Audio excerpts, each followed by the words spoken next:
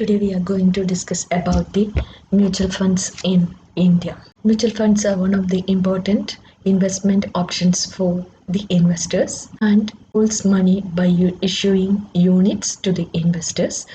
Investors of mutual funds are known as unit holders. It has a feature of collective form of investment and it spread the risk and optimizes returns. In India, a mutual fund is required to be registered with the Securities and Exchange Board of India, and that means it is a regulated body also. We will see the history of mutual funds. Historians are uncertain of the origin of mutual funds. Some cites that closed-ended investment companies launched in Netherlands in 1822 by King William I as the first mutual fund, and another argument is that it was started by a Dutch merchant named Adrian van Kerkwijk, whose earlier investment trust created in 1774, and the name of Van Kerkwijk's fund was Draagt Maakt, which means unity creates strength. Similarly, in other countries also we could see the original development of mutual funds. It started in Switzerland in 1849, in Scotland in 1880s, and it developed in Great Britain, France, and United States in the 1890s. The Boston Personal Property Trust, formed in 1893, was the first closed-ended fund in the US, and Alexander Fund in Philadelphia in 1907 is the first modern mutual fund, and it featured semi-annual issues and allowed investors to make withdrawals on demand. The creation of Massachusetts Investors Trust in Boston created the arrival of modern mutual fund in 1924. The fund was opened to the investors in 1928 and it was known as MFS Investment Management. State Street Investors Trust was the custodian of Massachusetts Investors Trust. Later, State Street started its own fund in 1924. The mutual fund history of mutual funds in India is given in this section. The mutual fund industry in India started in 1963 with the formation of Unit Trust of India. This was an initiative of Government of India and Reserve Bank of India. The history of mutual fund in India can be broadly divided into four distinct phases. First phase starting from 1964 to 1987. We will see what happened during this period. Unit Trust of India (UTI) was established in 1963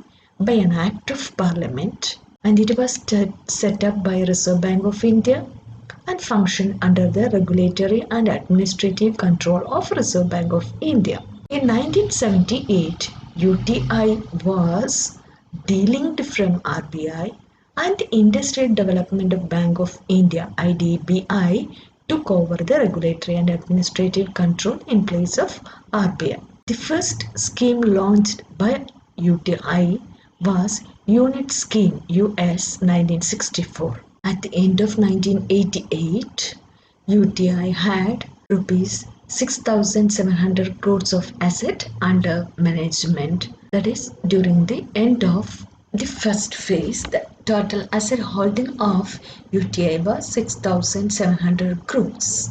This was the first phase of mutual fund industry in India. That is the mutual fund industry in India was started with the formation of Unit Trust of India. It was started functioning in the year 1963. Earlier it was functioning under RBI. Then later on it was taken over by the IDBI. The second phase is from 1987 to 1993.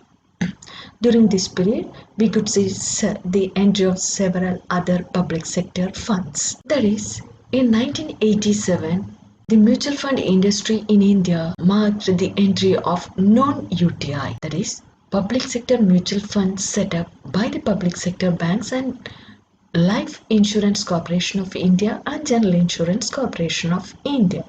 That is, apart from this UTI, public sector banks, Life Insurance Corporation and General Insurance Corporation started mutual fund industry or mutual fund business. SBI Mutual Fund was the first non-UTI mutual fund established, and it was established in 1987.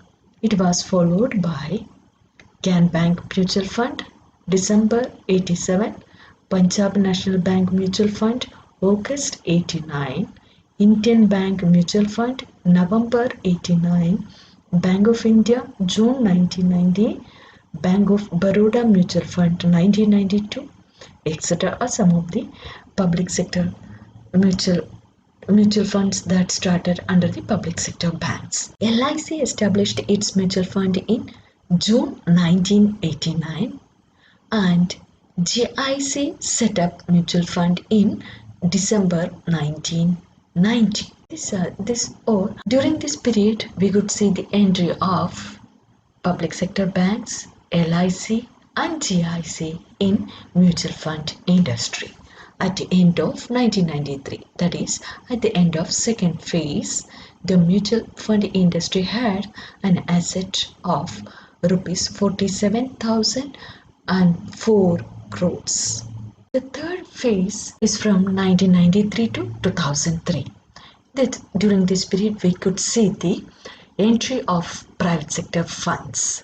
That is, private sector funds entered in 1993 and a new era started in Indian mutual fund industry, giving the Indian investors a wider choice of mutual fund assets, mutual fund investment instruments. In 1993 was the year in which first mutual fund regulation came into being, under which all mutual fund except UTI were to be registered and governed. Kothari Pioneer, which was now merged with the Franklin Templeton, was the first private sector mutual fund registered in July 1993. That is, during this period or during the third phase, Indian mutual fund industry witnessed the entry of private sector, and Mutual Fund Regulation Act was also introduced in 1993. 1993 SEBI mutual fund regulations were substituted by a more comprehensive and revised mutual fund regulation in 1996. That is, SEBI mutual fund regulation 1993 was substituted by mutual fund regulation in 1996. The industry now functions under the SEBI Mutual Fund Regulation Act of 1996. During this period, the number of mutual funds increased. Many foreign mutual funds setting up funds in India, and industry witnessed several mergers and acquisitions. At the end of January 2003, there were 33 mutual funds with a total of rupees 1,21,805 crores as assets. Unit Trust of India, with an asset of rupees 44,541 crores, was the leading mutual fund company in India. During this period, 1993 to 2003, it is the third phase. During this period, Indian mutual fund industry witnessed the entry of private sector funds. The Kothari Pioneer was the first private sector mutual fund, and the mutual fund regulation was introduced by SEBI in 1993, and it was replaced by SEBI Mutual Fund Regulation 1996. Now the mutual fund industry is regulated by the SEBI Mutual Fund Regulation Act of 1996. Fourth phase was since 2003. In 2003, Unit Trust of India was bifurcated into. In 2003, Unit Trust of India was bifurcated into two separate entities on the basis of Unit Trust of India Act 1963. One is the specified undertaking of the Unit Trust of India with assets under the management of rupees 29,000 1,835 crores at the end of January 2003, which represents broadly the assets of US 64 schemes, assured returns and certain other schemes. The specified undertakings of Unit Trust of India functioning under an administrator and under the rules framed by Government of India and then comes under the purview of mutual fund regulation. This is the first, that is specified undertakings of the Unit Trust of India.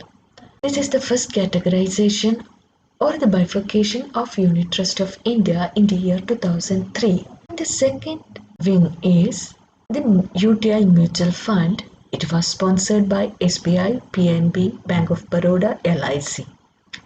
It is registered with SEBI and functions under the mutual fund regulations. With the bifurcation of the UTI, which had in March 2000 more than 76,000 crores of assets under management, and with the setting up of a UTI mutual fund conforming to the SBI mutual fund regulation, and with the recent mergers taking place among different private sectors funds, the mutual fund industry has entered its current phase of consolidation and growth. That is, during this period, during the fourth phase, Indian mutual fund industry witnessed the bifurcation of division of Unit Trust of India into two. One, a specified undertaking of Unit Trust of India, which is not under the control of SEBI, or which doesn't comes under the purview of Mutual Fund Regulation Act, and the second one is the mutual fund sponsored by State Bank of India, PNB, Bank of Baroda, LIC, and it functions under the SBI Mutual Fund Regulation. It functions under the SEBI Mutual Fund Regulation Act 1996. The definitions of mutual funds. A mutual fund is a professionally managed investment schemes usually run by an asset management company that brings together a group of people and invest their money in stocks, bonds and other securities.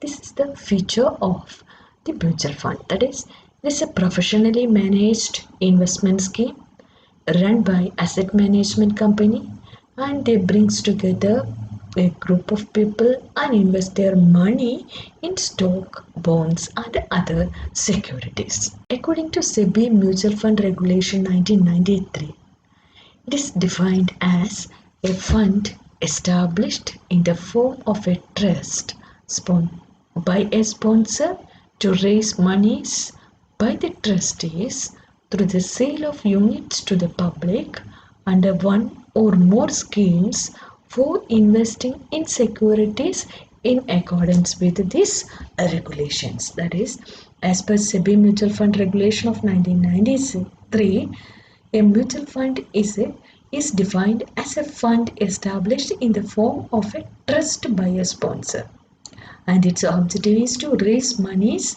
by the trustees through the sale of units to the public under one scheme or more scheme, and it is invested in securities in accordance with these regulations.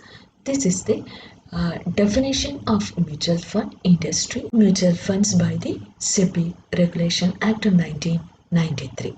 What are the advantages of these mutual funds? One of the important advantage is that we can invest in small amount.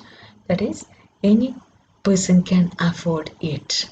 In mutual funds are second advantage is that mutual funds are invested in high class securities. Another advantage is that it is easy to buy and sell. It has high liquidity. It is very safe. It promotes saving habits. It provides a regular income. Capital appreciation is possible, and it provides income to the investors. Tax deductions are possible for mutual funds. The transaction costs are comparatively low, and it is a support to the capital market. It promotes industrial development, and it has a protection from SEBI also. These are some of the important advantages of the mutual funds. That is, we can invest in small amount. They are invested in high class securities. Therefore, the returns are assured, and it is easy to buy and sell. It has high liquidity. It is safe. It promotes saving habits. It ensures regular income, capital appreciations, and it can be applied for the tax deduction. Transaction costs are comparatively low, and it is a support to the capital market and provide support to the industrial development. It is protected by the SEBI also. It has certain disadvantages also. Mutual funds has a market risk. It function according to the situations prevailing in the economy. Scheme risk. Different types of schemes are available. Choice involves the problems. Investment risk. These mutual funds are invested in various types of securities. Then there will be investment risk, business risk, that is the associated with the functioning of the mutual funds. Political and economic crisis also will affect the functioning of the mutual funds. These are some of the disadvantages of mutual funds. Setup of mutual funds are given in this section. Mutual fund is set up in the form of a trust, which has a sponsor, trustees, asset managed company, and a custodian. That is, it is in the form of a trust, and the trust will have a sponsor, trustees, and there will be an asset management company and a custodian. And a trust can be established by a sponsor or more than one sponsor who is like a promoter of a company. That is, there will be a sponsor, and the sponsors establishes the trust, and there will be more than one sponsor also, and they promote the company. Trustees of the mutual funds holds its property for the benefits of the units holders. There will be trustees, and these trustees of the mutual fund hold its properties for the benefits of the unit holders. And there will be another category or another group in the mutual fund setup is the asset management company, AMC. AMC, approved by SEBI, manages the funds by making investment in various types of securities. That is, the duty of AMC or asset management company is make investment of mutual funds in various securities. And the fourth component is the custodian. Custodian is required to be registered with SEBI, and they holds the securities of various schemes of the mutual fund in its custody. They are the custodians of the various schemes which are invested in various securities. The trustees are vested with the general power of superintendence and directions over AMC. That is, the trustees control the mutual fund industry and its property. They have a control over the AMC also, and they monitor the performance and compliances of SEBI regulations by the mutual, and the trustees evaluate the performances and look after whether they are following the SEBI regulations or SEBI regulations. SEBI regulation requires that at least 2/3 of directors of the trustee company or board of trustees must be independent. That is, they should not be associated with the sponsors. Also, 50% of the directors of the AMC must be independent. As per the SEBI regulation, the trustees must be independent. That is, 2/3 of the directors of the trustee of the company or board of trustee must be independent, and 50% of the directors of AMC must also be independent. And all the mutual funds are required to be registered with SEBI, and then only they can launch any schemes, or after registering with the SEBI only they can launch any scheme. This is the setup of mutual funds in industries, that is, it is set up in the form of a trust. There will be sponsors. Duty of sponsor is they are the promoters of the company. Then there will be trustees, they who look after the whole industry. Then there will be asset management company, and the duty of the asset management company is that they invest in various securities, and there will be custodians to look after all these securities, and the trustees are the uh, evaluators of the mutual fund industry, and they also safeguard these SEBI regulations also. Performance of mutual fund company or scheme is evaluated using net asset value.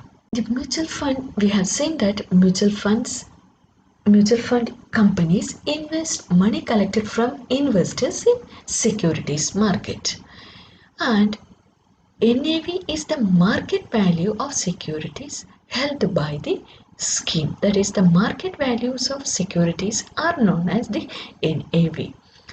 The market values of security changes every day, that we know that the prices of securities changes every day.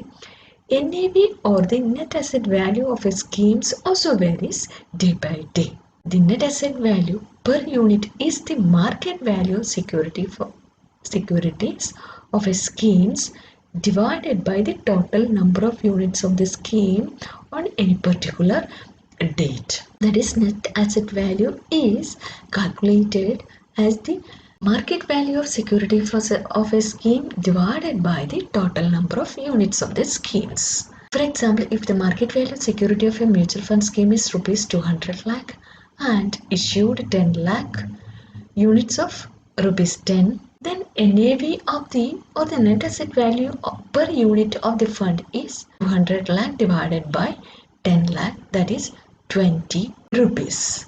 NAV is required to be disclosed by mutual fund on a daily basis.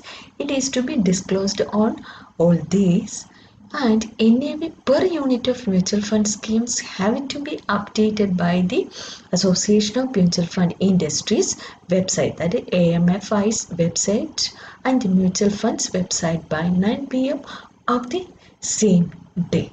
And so funds are allowed till time up to 10 a.m. following the business day to update the informations.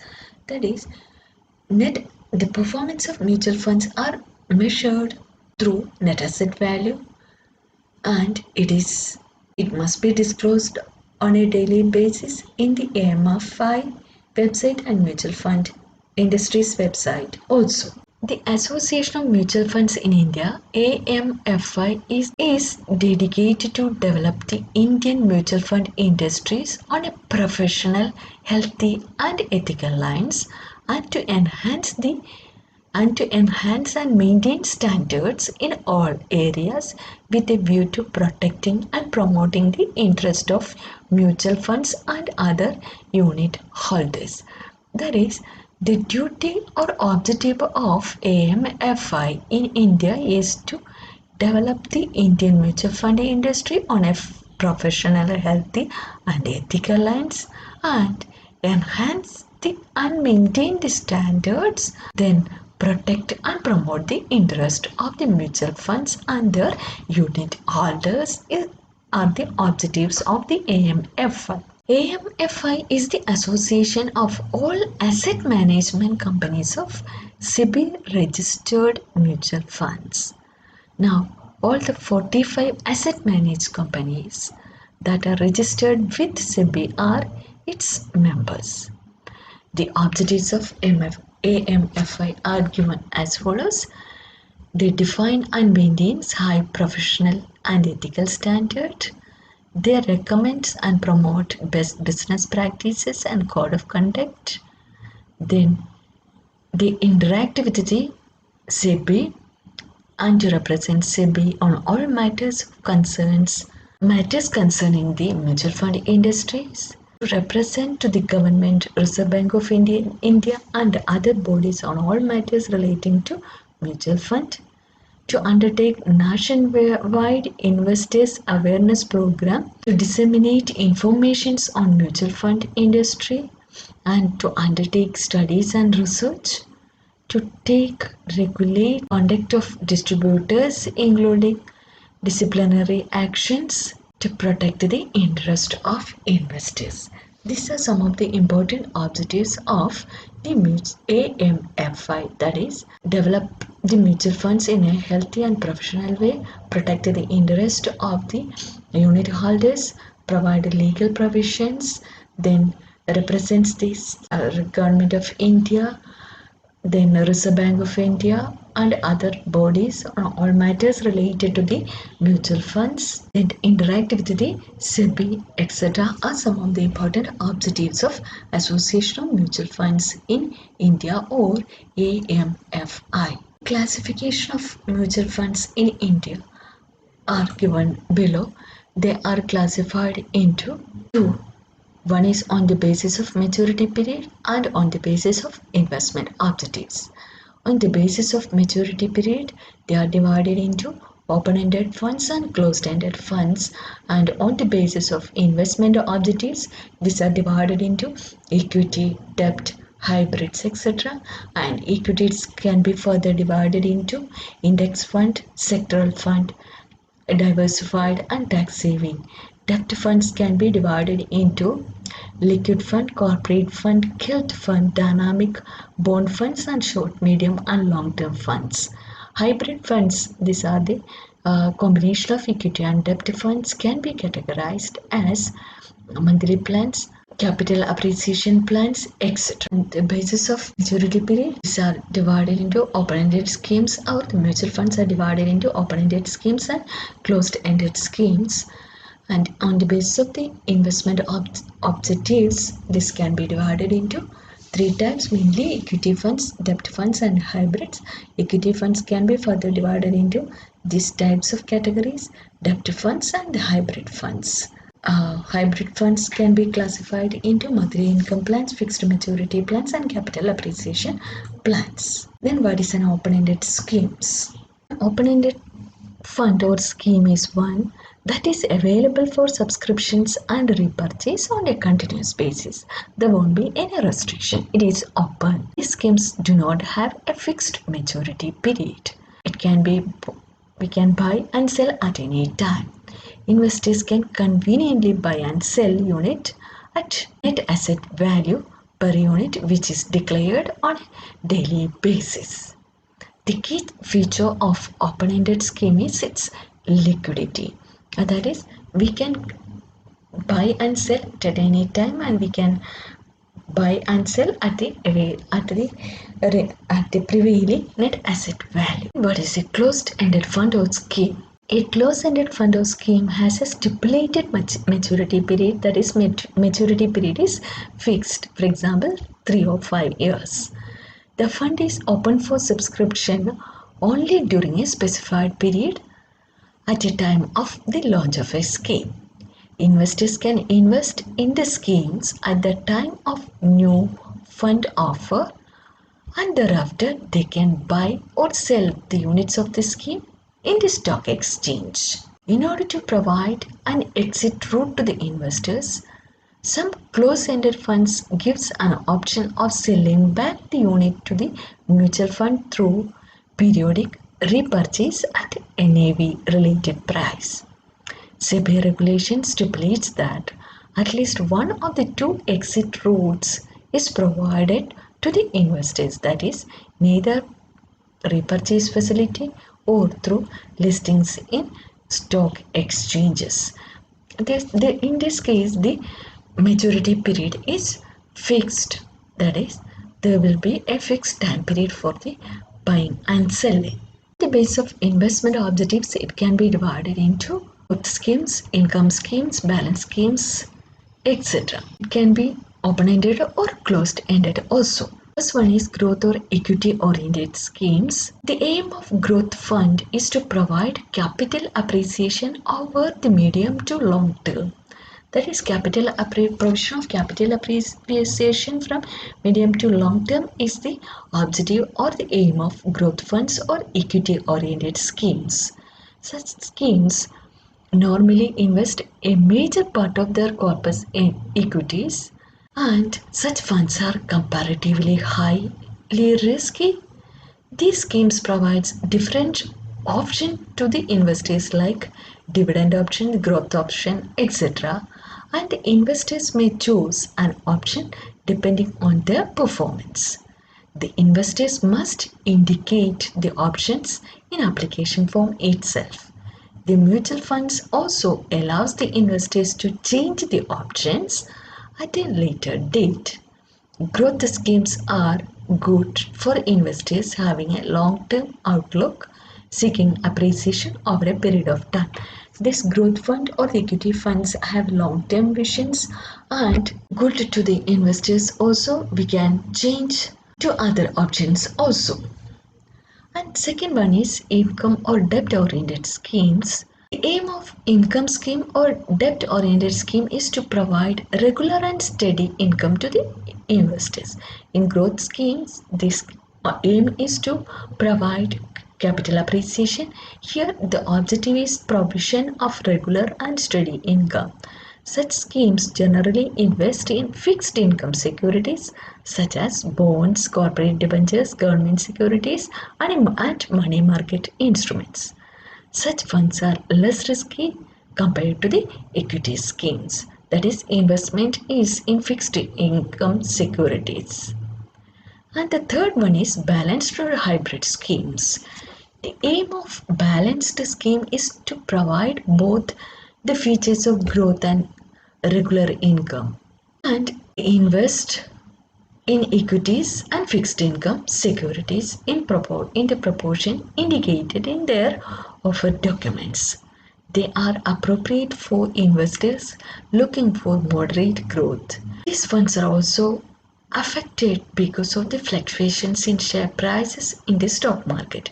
However, the net asset value of such funds are likely to be less volatile compared to the pure equity funds. Here we could see the features of the equity schemes as well as the fixed income securities, or the features of growth equity oriented schemes and income debt oriented schemes. Then another category is money market liquid schemes. These schemes are also income schemes and their aim is to provide easy liquidity, preservation of capital and moderate incomes. These schemes invest exclusively in short-term instruments such as treasury bill, certificates of deposits, commercial papers and interbank call money, etc. Returns on these schemes fluctuates much less compared with other, or the fluctuations in the returns will be comparatively low. These are appropriate for corporates and individual investors as a means to park their surplus funds for short period. In this investment is for the short period, or investment is in the short term securities, and we can use our surpluses for investment purposes and for a short period of time. The next one is a gilt fund. These funds invest exclusively in government securities. Government securities can also be called as gilt-edged securities, and government securities have no default risk. Therefore, it is known as gilt funds. NAV of these schemes also fluctuate due to changes in interest rate and other economic factors, as is the case with income or debt-oriented schemes. These are the gilt funds. Gilt funds means these funds are invested in government securities. Then another type is the index funds. Index funds replicates the portfolio of a particular index such as BSE sensitive, or it is similar to the BSE sensitive index, Sensex or NSE index, Nifty, etc. These schemes invest in the securities in the same weightage comprising of index, that is, its investment is similar to the BSE or NSE indexes. Net asset value of such schemes would rise or fall in accordance with the rise or fall in index. Another type of mutual fund is sector-specific funds or the schemes. These are funds or schemes which invest into securities of only those sectors or industries as specified in the offer documents. That is, in this case, the investment will be in the different sectors like pharmaceuticals, software, fast moving consumer goods, petroleum stocks, information technology, banks, etc. The return in these funds are also depends on the performance of the respective sectors. That is, the return depends upon the performance of the sectors. It has high returns. They are more risky compared with the diversified funds. Investors need to keep a watch on the performance of these sectors and industries and must exit at an appropriate time. That is, in the case of sector specific funds or schemes, investment will be in a sector specific. Another category is tax saving schemes. These schemes offer tax rebates to the investors under specific provisions of Income Tax Act 1961, as the government offers tax incentives for investment in specified avenues. For example, equity linked savings schemes ELSS under Section 80C, Rajiv Gandhi Equity Savings Scheme RGESS under Section 80 CCG of the Income Tax Act 1961. Pension schemes launched by mutual fund also offers tax benefits. These schemes are growth oriented and invest predominantly in equities. Their growth opportunities and the risk associated with are likely like any equity oriented or its risk is similar to the equity oriented schemes. That is, in this, the mutual fund schemes will get tax rebates or the tax exemptions. Then another category is fund of fund schemes. Under fund of funds scheme, a scheme that invests primarily in other schemes of the same mutual fund or other mutual fund is known as a fund schemes. That is, that in this the investment will be in the schemes of the same mutual fund industries. Okay? The investment will be in some other schemes of the mutual funds or other mutual funds. FOF schemes enables the investors to achieve greater diversification through one schemes. It spreads risk across greater universe. Here, fund of fund means the investment will be in one scheme or one mutual fund itself than investing in government or any other equities or bonds. Another type is exchange traded funds or ETFs. ETFs are mutual funds that investors can buy or sell at the stock exchanges. This is in contrast to a normal mutual fund unit and that an investors can buy and sell from the AMC or directly or through distributors. In exchange traded funds structure, the AMC doesn't deal directly with the investors or distributors. Units are issued to a few designated large participants called authorized participants. The authorized participants provides buy and sell quotes to the ETFs on the stock exchanges, which enables investors to buy and sell ETFs at any given point of time when the stock exchange or stock markets are open for trading. Therefore, it trade like stocks and experience price changes throughout the day as they are bought and sold. Buying and selling ETFs requires the investors to have demat and trading accounts. That is, in the case of the ETF funds, the trading happens in the stock exchanges than AMC. Another category is protection oriented schemes. A capital protection oriented scheme is typically a hybrid schemes that invest significantly in income securities and part in corpus equities. That is, it is a combination of the fixed income securities and or it shows the features of fixed income securities and the equity securities. These are closed-ended schemes that comes in the tenor of fixed maturities, that is from 3 to 5 years. 5 years. Under mutual funds we could see a direct plan scheme also. Under direct plan, the SEBI has mandated mutual funds to compulsory launch a direct plan for direct investment. That is, here the investors can directly invest in the mutual funds. Investors need not go through the distributors or through the stock exchanges. They can directly invest in mutual fund industries, and the investment not routed through a distributor through or from 1st January 2013 is termed as direct plans. Such separate plans has a lower expense ratio, excluding the distribution expenses, commissions, etc., and no commission is to be paid from such plans. The plan also has a separate net asset values. These are provided for the direct investment for the investors, or it provides an opportunity for investors to invest directly into mutual funds, and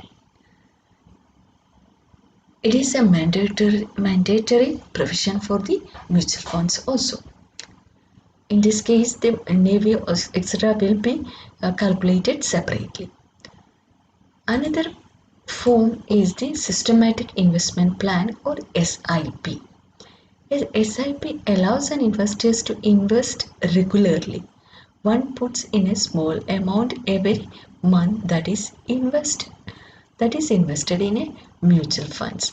That is, under systematic investment plan, we can invest a small amount regularly in mutual funds, and this also helps the investors to invest in small amount and to acquire a regular income, and also make it possible to invest regularly. These two schemes are for the protection of the investors and for helping the investors, the small investors.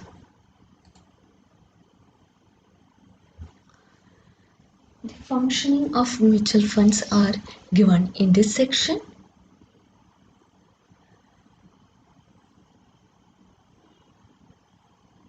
Those who wish to invest in mutual funds can contact the agents and distributors of mutual funds who are spread all over the country, and they will provide necessary informations and application form. They must ensure that they invest through Association of Mutual Fund in India, or AMFI, registered distributors, and the distributors has a valid AMFI. They will have a registration number also.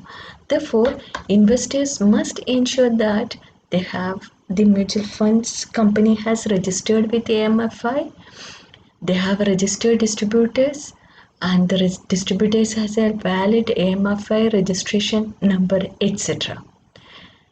That is, we can invest, or the investors can invest through an agent or distributors of mutual fund industries who are registered with the AMFI.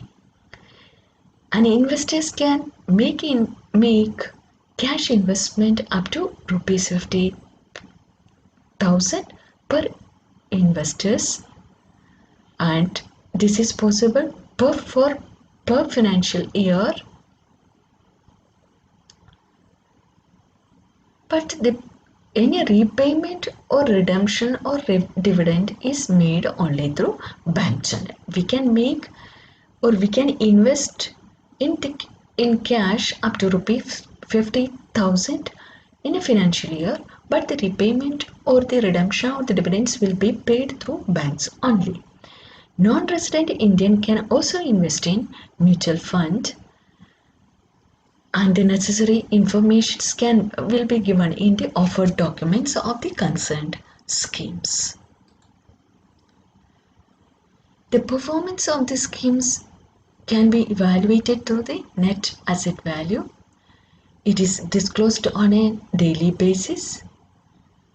It is to be published on the website of mutual funds and the websites of the AMFI. That means an investors can access NAV of all mutual funds at one place, that is at the AMFI or concerned mutual fund websites. Each mutual fund is required to have a dashboard on its website providing the performance and key disclosures pertaining to each schemes. They are required to disclose full portfolio of all their schemes on a monthly basis, that is where they are invested etc. must be disclosed. Portfolio disclosure on a half-yearly basis is published in the newspaper.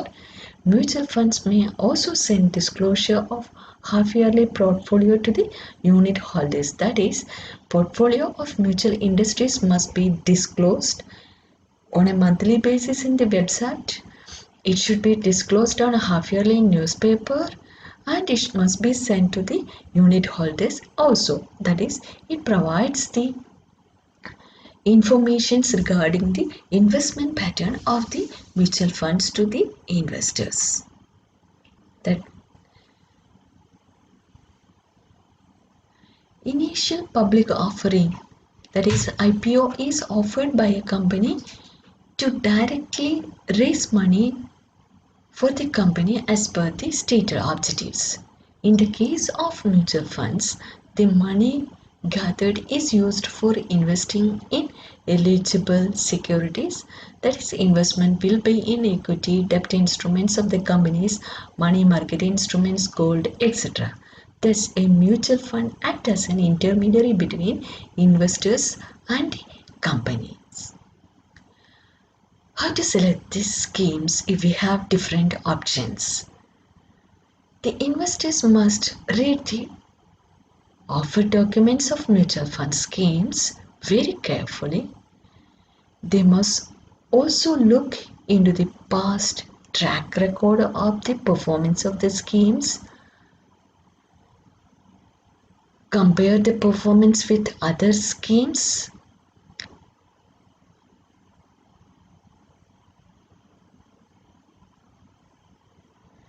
though the past performance of a scheme is not an indicator of the future performance, and good performance in the past may or may not be sustained in the future, this is one of the important factors for making investment decision. That is, we must compare the performance of this performance with other schemes regularly.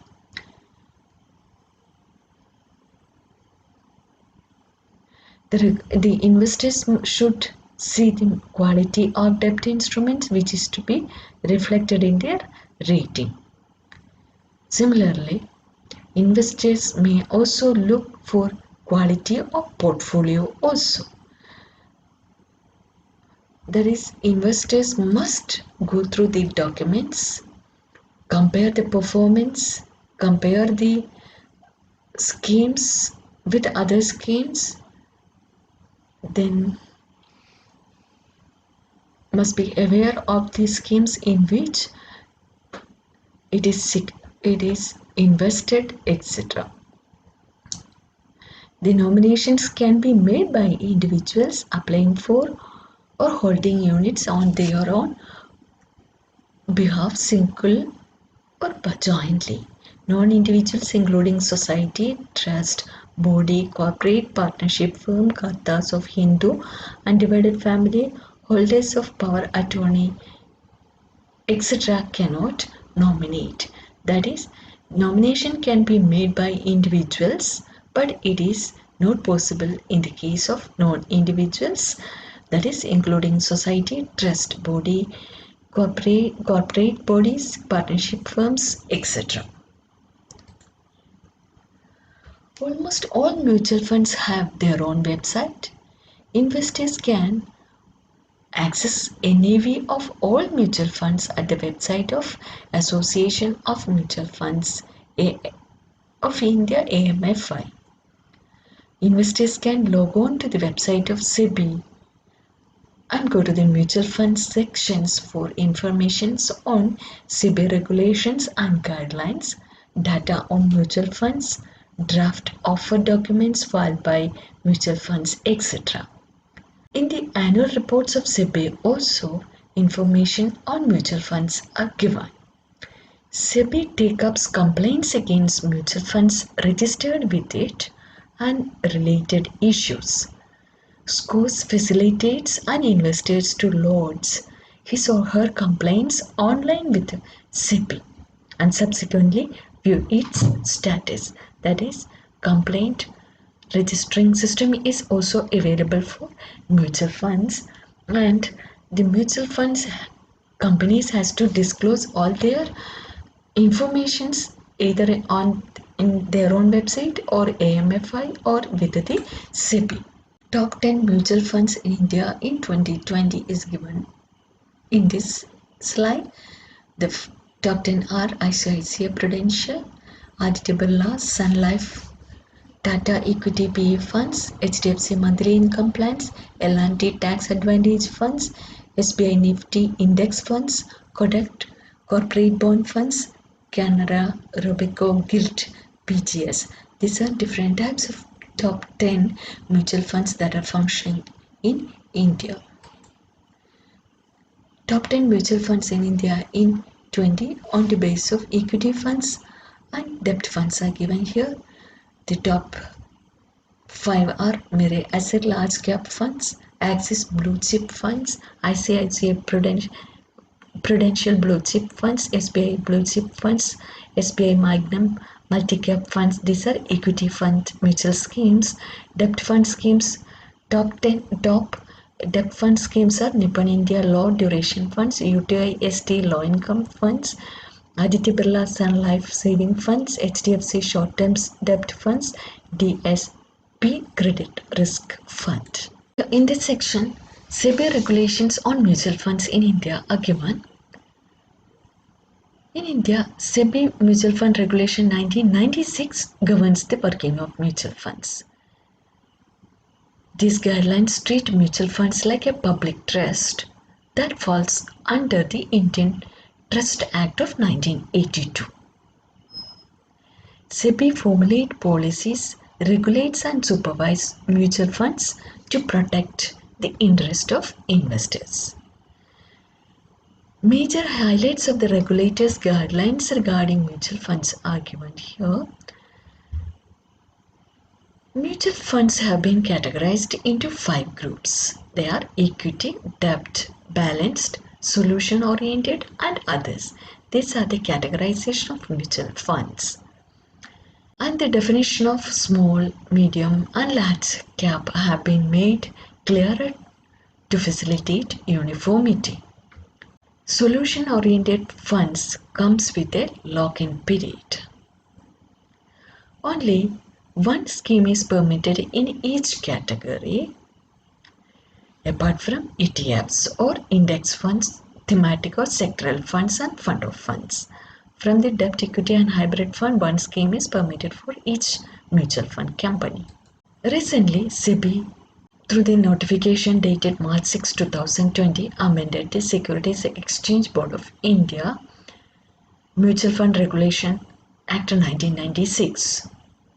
It rolled out with a view to ease the norms and propel the mutual fund industry towards faster growth. That is, ease the norms and faster growth of mutual fund industry was the aim of the amendment of March 6, 2020 SEBI Mutual Fund Regulation Act 1996. The amendment was made to regulate 26 was made to Regulation 26 regarding the appointment of custodian.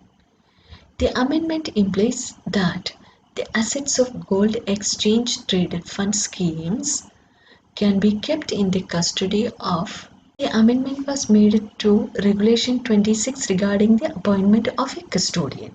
The amendment implies that as per the amendment, it implies that assets of the gold exchange traded fund schemes can be kept in the custody of any custodian registered with SEBI and is no more limited to the banks registered with the board as in 1996. More institutions having standard SEBI shall be appointed as a custodian. Here, the custodianships are provided to the custodian registered with SEBI than to the banks alone. And second important amendments comes in Regulation 28 of 4. The 2020 amendment eliminates the prerequisites for sponsors or asset management companies to invest the prescribed minimum percentage or amount only in growth options of mutual fund schemes. However, such investment shall be made in the options specified by the SEBI, thereby ensuring a level playing field for open and closed-ended schemes. That is, the closed-ended schemes will no longer be exempted from this provision as was earlier. Here, the closed-ended schemes were also given an opportunity to be a part of the schemes. These are the two important regulations or the changes brought out in the SEBI Mutual Act 1996. That is, the custodianship was broadened. Then second one is with respect to the sponsors.